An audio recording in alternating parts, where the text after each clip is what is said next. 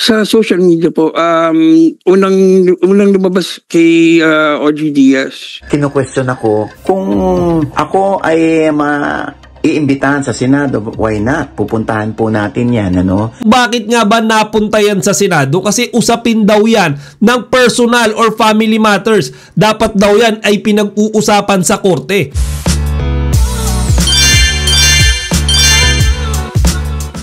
Magandang araw mga kachika, Rigel po ulit ang inyong Chika Patrol.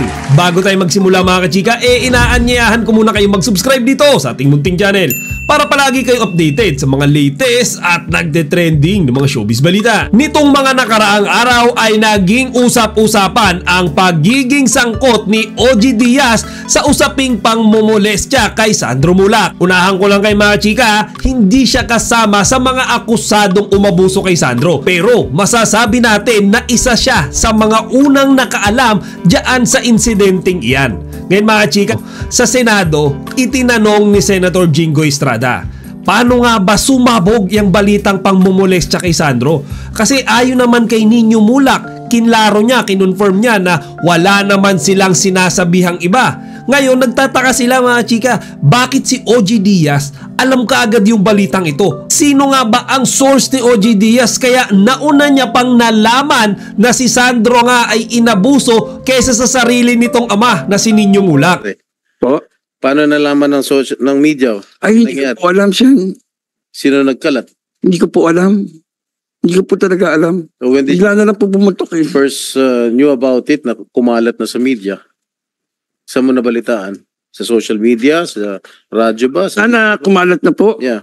Sa social media po, unang lumabas kay OG Diaz. May bulong-bulungan pa nga ngayon na pwedeng ipatawag itong si OG Diaz sa Senado kasi masasabing isa siya sa pwedeng tumistigo para mapabilis ang pagresolba sa kasong isinampa ni Sandro Mulak laban kina Jojo Nones at Richard Dode Cruz. Actually mga kachika, meron nga ulit hearing ngayon pero hindi naman ipinatawag yung mga akusado at yung mga nagsampa ng kaso. Ang pinag-uusapan nila ngayon mga kachika ay yung pagiging patas ng hustisya pagdating sa pang-aabuso, mapababae man yan o lalaki. To be honest nga mga chika, hanggang sa kasalukuyan inuulan pa rin ng tanong yan mula sa mga tao kung bakit nga ba napunta yan sa Senado kasi usapin daw yan ng personal or family matters. Dapat daw yan ay pinag-uusapan sa korte.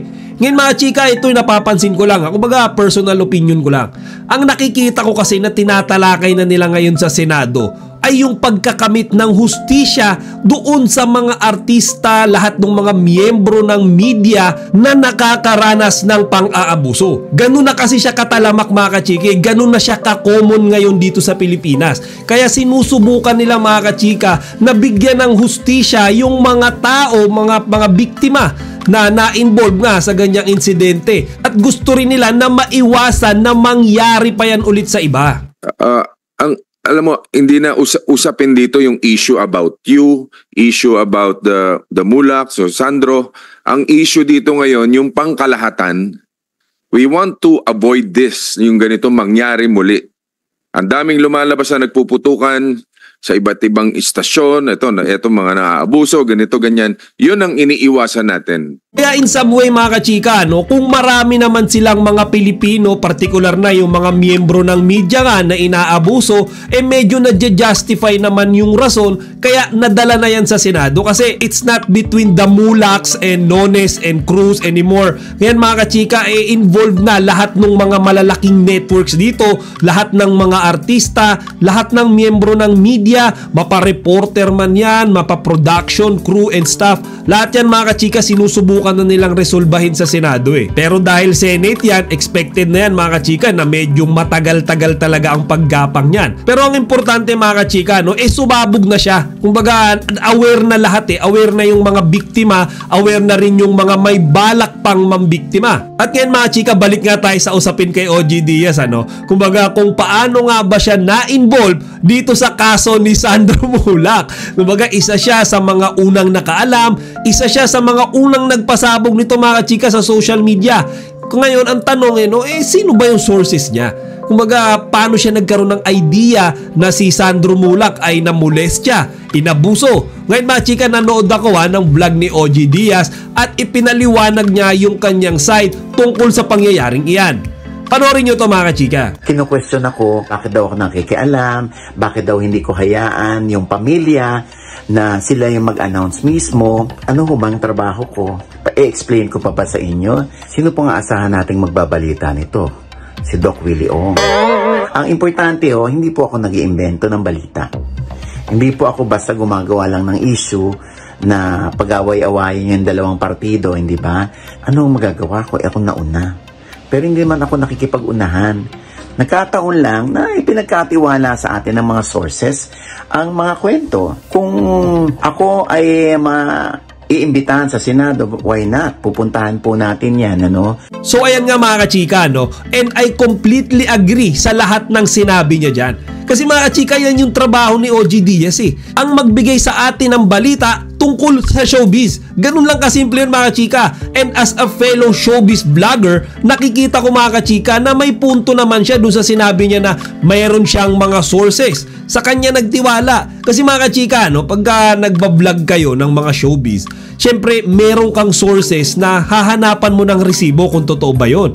Ngayon pag nakita mo na may resibo dun sa research mo, accurate yung sinabi, tama, walang dagdag bawas, doon lang kami nagbibigay ng impormasyon. Kaya nga siguro mga kachika, nung nakumpirma ni OG Diaz na totoo yung ina-scoop niyang balita sa kanyang sources, tsaka niya lang ibinalita din sa atin. Kumbaga ang intensyon niya dyan ma-resolve yung kaso between Sandro Mulak at yung mga akusadong Becky na involved nga dyan na nang molestya sa kanya. At feeling ko mga chika, wala naman siyang pinapanigan dyan.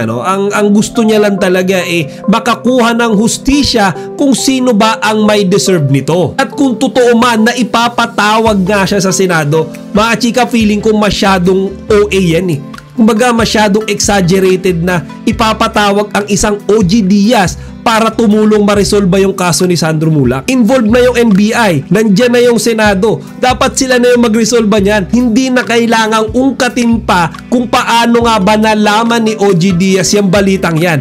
Magpasalamat na lang sila kasi kung hindi ibinigay yung scoop na yan ni OG sa atin, malaki ang posibilidad na hanggang sa ngayon ay isinisikreto, itinatago pa rin ni Sandro Mulak ang ginawang pang-aabuso sa kanya noong gabi ng GMA Gala 2024. O siya mga kachika, hanggang dito na lang muna. Sana huwag nyo kalimutang ibahagi ang inyong mga opinyon dito sa comment section.